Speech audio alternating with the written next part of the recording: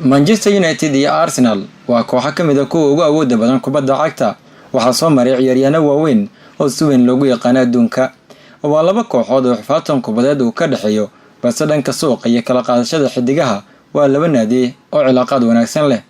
Haddii aan eegno ciyaarnadii kala duwanaa ee soo matray labada kooxood isla markaana soo xirtay maaliyadaha Arsenal iyo Manchester United waxay yihiin ilaa iyo dhowr xidiga oo kuwii ugu dambeeyay laga soo qaban karo Alexis Sanchez iyo Henry Mkhitaryan. haddaba xidigii kala duwanaa ee soo maray labada kooxood haddii aan idin dulmarno waxay kala yihiin. ciyaaryahanka ugu horeeya aan soo qaadanayno waa xidiga lagu magacaabo Danny Welbeck oo wariyahan kooxda Manchester United waqti ku soo qaatay 2008 ilaa 2014 ayuu qayb ka ahaa kooxda ku ciyaarta masraxa riyada. 142 kulan ayuu u saftay 29 gool ayuuna shabaq u taafsiiyay kooxda Manchester United kulamadii kala duwanaa oo ciyaaray. Arsenal ayaa la wareegtay 2014 ilaa iminka ayuu qayb ka yahay. xidiga kale waa ciyaaryahanka lagu magacaabo Badi Solan. Manchester United ayuu ka tirsanaa hal xilli ciyaareed waana 1938 ilaa 39 wax kulan oo ma safan sidoo kale gool ma uusan ansixin xidigan. Arsenal ayuu ku biiray 1946 ilaa 48 ayuuna qayb ka ahaa 33 kulan ayuu u saftay hal gool ayuuna shabaqa dhigay ciyaaryahankan markaa isagoo lagu magacaabo Badi Solan oo qayb ka ah xidigaha soo xirtay maaliyadda kooxaha Arsenal iyo Manchester United. xidiga kale waa Robin van Persie. xidiga reer Holland ayaa bandhig aad loogu riyaaqo ku sameeyay kulamadii kala duwanaa ee kooxda Arsenal isagoo kadib u wareegay naadiga Manchester United. 2004 ilaa 2012 ayuu ka tirsanaa kooxda ku ciyaarta garoonka Emirates.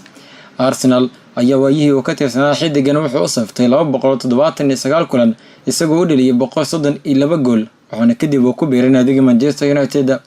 taageerayaasha Arsenal maraba muhiimamayaan xidigani bandhigiisii waayihii qorxoonaa ee kooxda uu ku qaatay. Manchester markii uu ku biiray 2012 ilaa 2015 ayuu ka tirsanaa 105 kulan ayuu saftay 58 gool ayuu shabaqa dhigay ciyaaryahankii kabtanka hore uga ahaa kooxda Arsenal ee Robin van Persie. ciyaaryahan kale ee xiga waa ninka markaasi lagu magacaabo Sylvester. waa daafac bidix sidoo kale qaybta dhexe daafac loo adeegsan karo. Manchester United ayuu ka tirsanaa 1999 ilaa 2008 361 kulan ayuu u saftay 10 gool ayuuna shabaqa taafsiiyay ciyaaryahankaasi Sylvester markaa isagoo lagu magacaabo. Arsenal ayuu ku biiray 2008 ilaa 2010 ayuu ka tirsanaa 46 kulan 6 gool ayuu shabaqa taafsiiyay xidigan Sylvester oo isagoo qayb ka ah tiro ciyaaryahanada oo soo xirtay fanaanadaha kooxaha Manchester United iyo Arsenal. xidiga kale aan soo qaadanayno waa Andy Cole. Arsenal ayuu ka tirsanaa 1989 ilaa 1992 laba kulan wax gool ma uusan dhalin wuxuu u wareegay kadib naadiga Manchester United. 1995 ilaa 2001 ayuu ka tirsanaa kooxda Manchester United 195 kulan ayuu u saftay 93 gool ayuuna shabaqa markaa isagu taafsiiyay wariyahankan lagu magacaabo Andy Cole. wuxuu ka mid yahay ciyaaryahanada sida weyn dhanka weerarka loogu tixgeliyo isagoo waayo kala duwan ku qaata kooxda Manchester United. waayihii Arsenal ma aysan u suuragelin bandhig loo riyaaqo uu ku sameeyo inkastoo kooxda Arsenal waayihiisii kala duwanaa uu noqdo mid aan nuurin. Manchester kadib naadiyo kala duwan ayuu ku biiray oo ay qayb ka tahay kooxda Sky Blue Manchester City.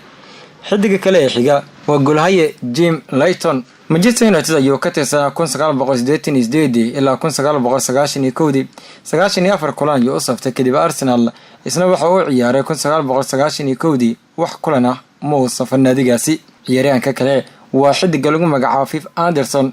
waa daafac. Arsenal ayuu ka tirsanaa 1984 ilaa 1987 150 kulan ayuu u saftay 15 gool ayuu ansixiyay.